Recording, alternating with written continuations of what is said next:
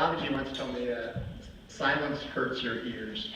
That was the self-esteem workshop with Babaji. Happy New Year, almost, everybody. I'm honored to be here. I'm going to tell a story. It's titled, If Not Higher, by Issac Peretz.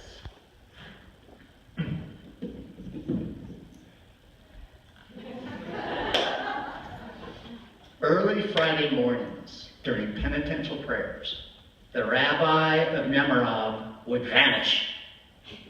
Now you might ask, where is Nemirov? The people of Nemirov would ask, where's the rabbi? Have you seen him? Now you might ask, should it matter? And the people of Nemirov would say, why shouldn't it matter? Because the fact is, he's nowhere to be found. He's not in the synagogue, he's not in the houses of study, and he's not in his home, which, by the way, he leaves his door wide open. For who would steal from a rabbi? So the question is, where could he be? We should all ask, where is the rabbi of Nemirov? Where's the rabbi of Nemirov? Where's the rabbi of Nemirov? In heaven. In heaven. That's what the people thought. Why? Because before the days of awe, people needed peace of mind. They needed good health. They needed good matches for their children. They needed help in feeling pious and good, and to feel safe from the Satan of 1,000 eyes. So they believed that the rabbi, during penitential prayers, was in heaven, representing them. This is what they believed. Who are we to question such devoted faith? Unless you happen to be this one particular Litvak scholar who came into the village as a visitor. And one thing you should know about this Litvak is that he doesn't care about holy visions and bright lights and aura fluffing. For him, it's all about the Talmud and its laws. The vehicle to divine experience is the intellect, not the flurries of passions. So while he was sitting, can you find yourself in the picture? While he was sitting, sipping his tea, he overhears the story that the rabbi of Nemirov is in heaven. And he cannot remain silent, not this particular scholar. So he said,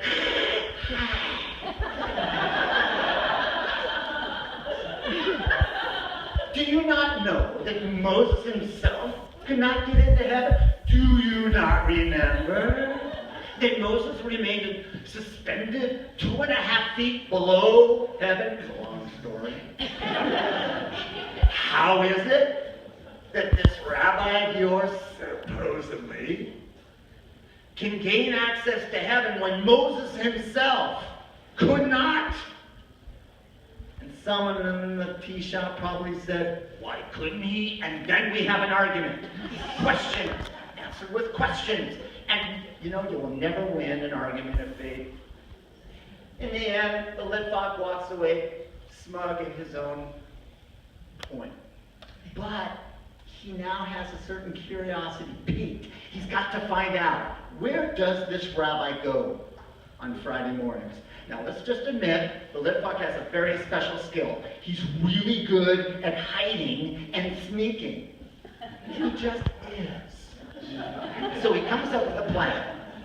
He will follow the rabbi home because the rabbi's around all the time, except on Friday mornings. So he will follow him home from the synagogue. He won't be noticed. Why? Because he's really good at hiding and sneaking.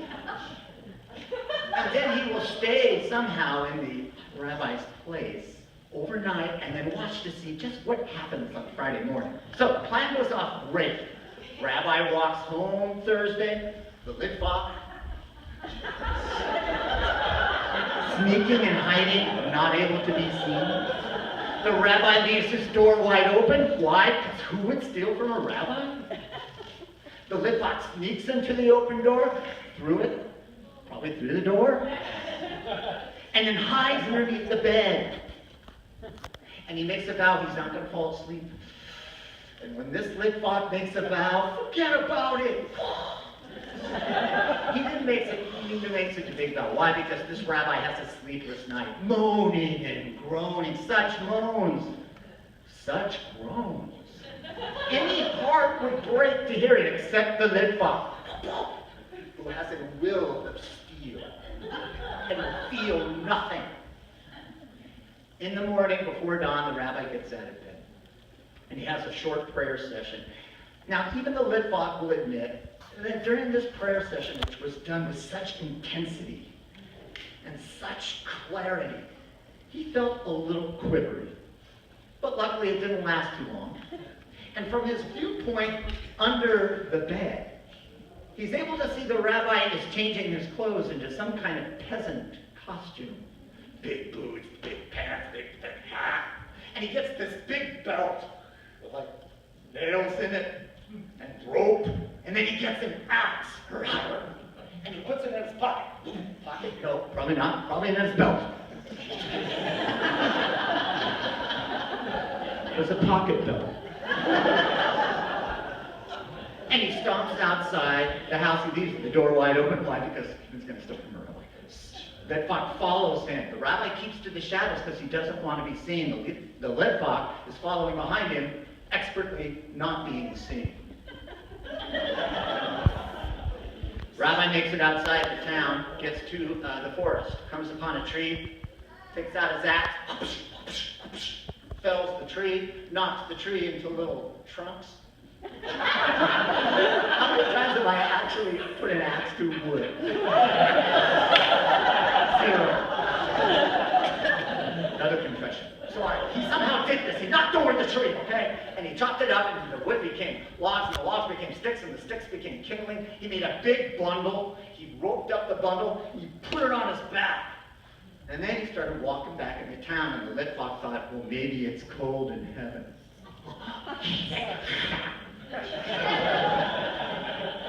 So he follows the rabbi back, unseen. The rabbi doesn't go all the way into town. In fact, he takes a detour to the left, to the really, really poor section of town. Granted, we didn't live so much in richness.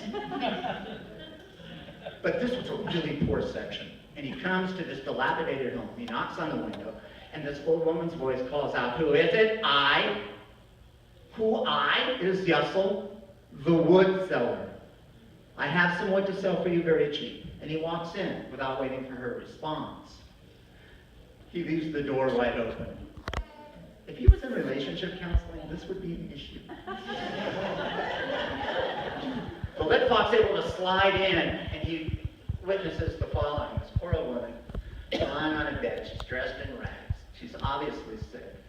She says, How can I pay you? Am I not a poor widow? Do I have money? And the rabbi says, will I not lend it to you? She says, how will I pay you back? He said, do I not trust you with some wood? Do I not know that you will pay me when you are able? And how will I make the fire? Can I get out of bed? Look, when you're sick, everything's hard. And he said, I'll make the fire for you. So then he starts to undo his bundle of wood, and he starts to sort it out, and he begins the penitential prayers, the first portion. And then he sets the kindling, and he has the second portion of the penitential prayers. And then once the fire is going, he has the third and most powerful section of penitential prayers. And then he takes her hand, and he strokes it. And he sings to her like she was his child. Schlaf mein Kind, mein Schöner, schlaf sehr zu. Schlaf mein Leben, mein Kaddischöner, schlaf sehr zu. Schlaf sehr takes her hand and he sits with her. And the Litvak who is watching, his heart opens, and he's changed forever. Fast forward a couple of days. Into the town comes another Litvak scholar. Let's name him Abe.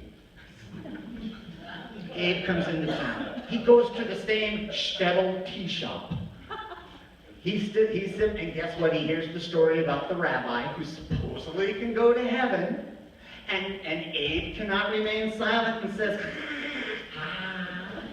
do you not know that Moses himself cannot get into heaven and remain suspended 2.5 feet below?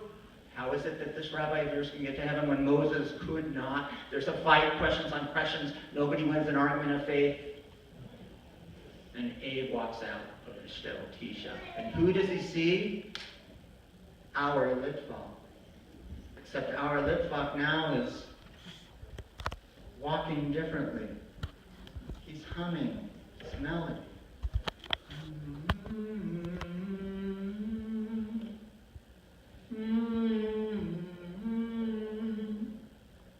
Stopping, weeping, smiling. Abe's a little too preoccupied to notice it. And he runs up to him and says, Howard, I'm so glad you are here. I cannot believe I was just in the tea shop, and they told me about this rabbi who supposedly could gain access to heaven. Of course, I told him that even Moses couldn't get into heaven. Have you heard this about the rabbi that can supposedly gain access to heaven? And our Litvak says, yes, and he can gain access to heaven, if not higher. And with that, he hugged Abe and held him tight and began to sing. May we revel in kindness.